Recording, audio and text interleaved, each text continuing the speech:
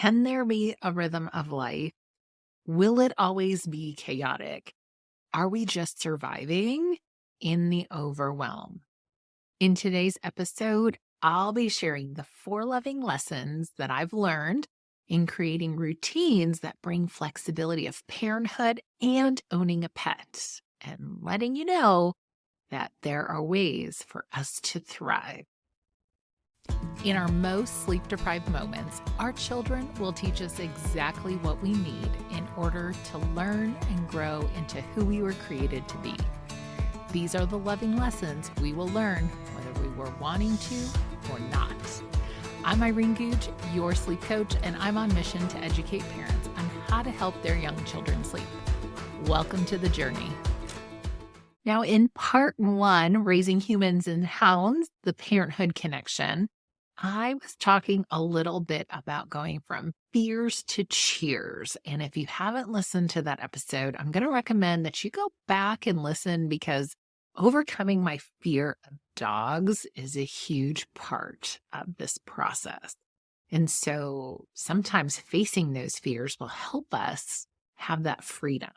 And in today's episode, I want to share 4 key takeaways. These are the lessons that I've been learning as I'm a new dog mom and taking on this new challenge with understanding parenting and pet ownership.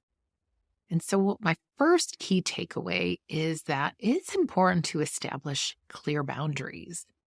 Just like with children, we need to let them know, like, this is what's okay and this is what's not okay. How we communicate that is going to be really key.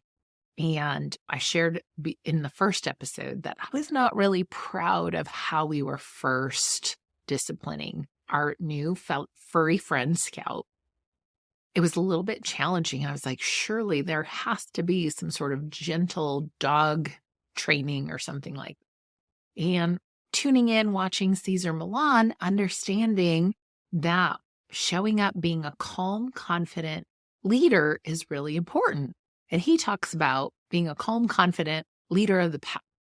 And as parents, we're doing the same thing with our children.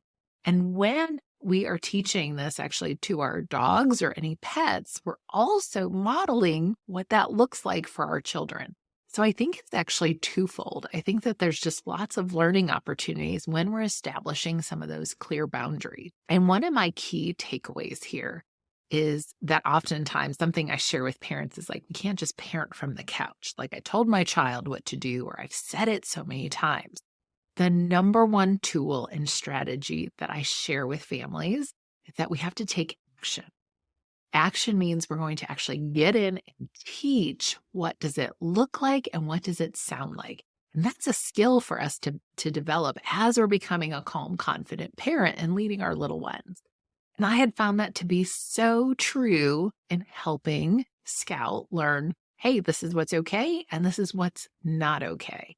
And as my son was coaching me, my son had said something like, you have to own the door and let him know you're in charge. And so learning and following his cues and looking at our body language and how we're communicating and how we're showing up really does matter. And the same thing, again, is true with our furry little ones and our human little ones. Sometimes people might wonder, what does boundary setting have to do with sleep coaching? What you may not realize is that sleep may actually be one of the first boundaries you actually start to teach your little one, even in the newborn season. And a lot of times it has a lot to do with that connection that we have. Because sometimes if we're not feeling connected, we don't hold boundaries. And you may have never really thought about, this is how we go to sleep here in our home, and teaching your little one of this is what it looks like. It surely is a process. And that's where I help families get through that. If you check out the 6 things that kept your child from sleeping, there's a link down below in the show notes. One of the mistakes that oftentimes happens is a lack of connection.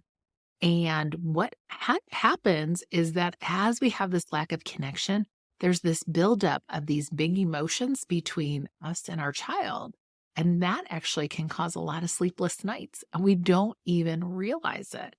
And so, I'm definitely learning and understanding that it's important for me to feel good and confident as I'm leading Scout, just like it's important for me to lead and guide my boys and establish clear boundaries. And thinking about how we show up, how we are showing that we're feeling connected can make a huge difference. Because a lot of times those disconnections throughout the day and the power struggles and the frustration, they all build up to a lot of sleepless nights. Now, the second lesson that I'm learning is that creating flexible routines is key. And when I talk about flexible, it means that there is this routine, there's some kind of structure and predictability, but how we present it, how we follow through with the routine may be flexible.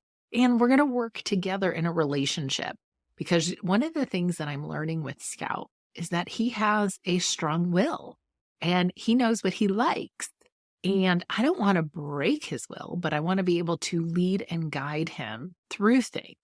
And maybe for you dog people out there, that might not be the right thing. But I know with children, like that's what I want to do. I don't want to break a child's will.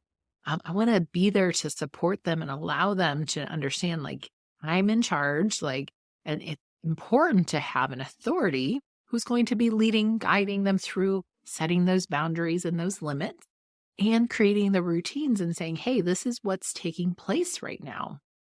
So I will share, we're still figuring out some of the routines. We're kind of tweaking and fine tuning and recognizing where there's a lot of misunderstanding.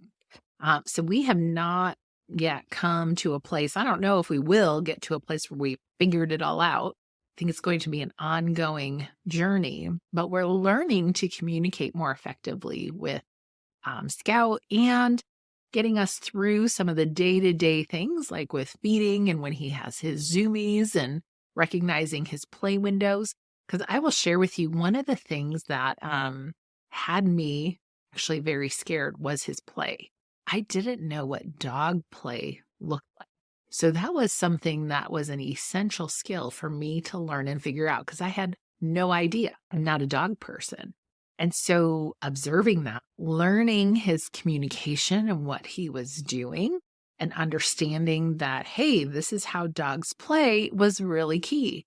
And I had to sit in that and kind of nest in and observe what was taking place and watching how he engaged with my sons and with my husband. And so all of that has been a journey as we've been establishing these clear boundaries with him, creating some flexible routines as we're navigating so that we can do life with them, that there is going to be a sense of rhythm and that it's not just about him, it's about us doing life together now as a family of 4 with a dog. And I'm not sure if anyone has ever told you this, but you should not pray for patience because you will definitely get plenty of opportunities to practice what that patience looks like. And that is definitely something that we've been learning as we're going through this transitional phase, recognizing that we have to be patient with ourselves and patient with Scout. So as we're learning new skills and learning to communicate, it's this give and take in the relationship.